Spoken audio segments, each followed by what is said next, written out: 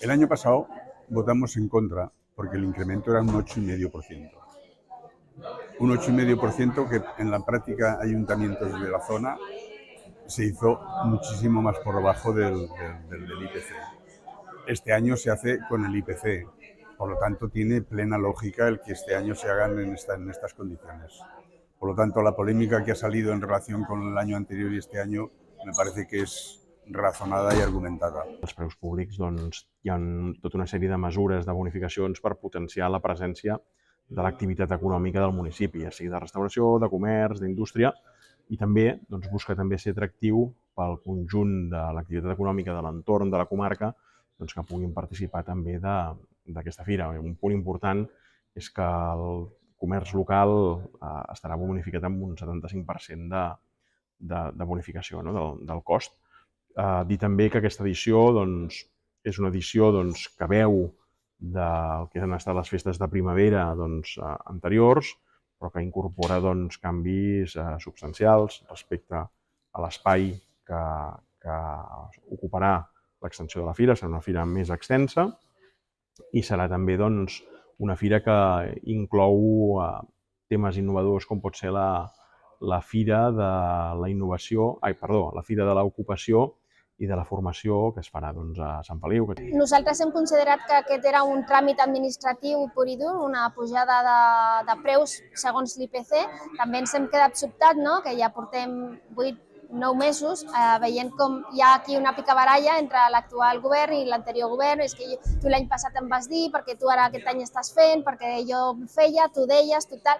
Clar, nosaltres vam estar fora i també ja m'agrada haver estat aquests 4 anys i ara poder treballar seriosament i objectivament, i no amb retrets i menys amb enquines personals que tristament en aquest ple hem vist.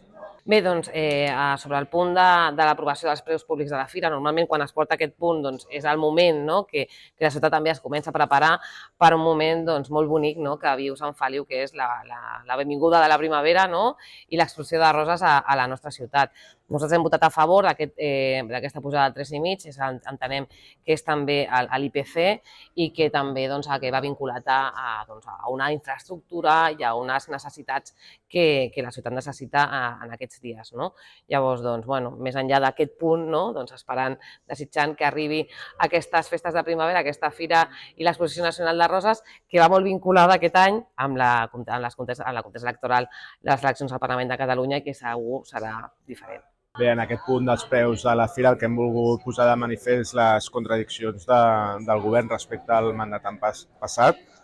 Recordar que el mandat passat el govern format aleshores per Esquerra i Sant Feliu en Comú ja vam proposar un augment de preus que volia actualitzar els preus amb l'IPC i l'oposició en bloc va votar en contra un cop més dels preus amb una clara maniobra de desgast al govern.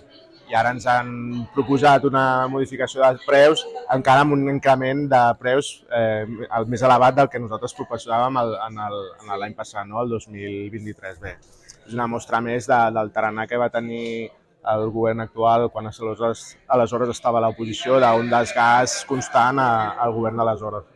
Bueno, este año esperemos que va a haber un cambio, pero un cambio moderado. Es decir, queríamos hacer un cambio más importante, pero en un año no, en 9 meses nos ha dado tiempo a hacer todo lo que queremos hacer y esperemos que se vea a partir del año que viene. Este año es un poco seguidismo con cambios sobre todo en la fila de ocupación que haremos un impulso que es novedad, y hemos vuelto a traer comercio de fuera de la ciudad. Pero eso sí, con la subida del 3,5 lo que hemos garantizado es subir la bonificación para el comercio local, que lo hemos subido al 75% respecto al 60% que estaba anteriormente, y lo que hemos hecho también es reducir la subvención que recibía el comercio de fuera de la ciudad. Por lo cual, con ello incentivamos que todo el comercio, todo el tejido productivo de esta ciudad tenga la posibilidad de que se vea y que impulse a esta ciudad.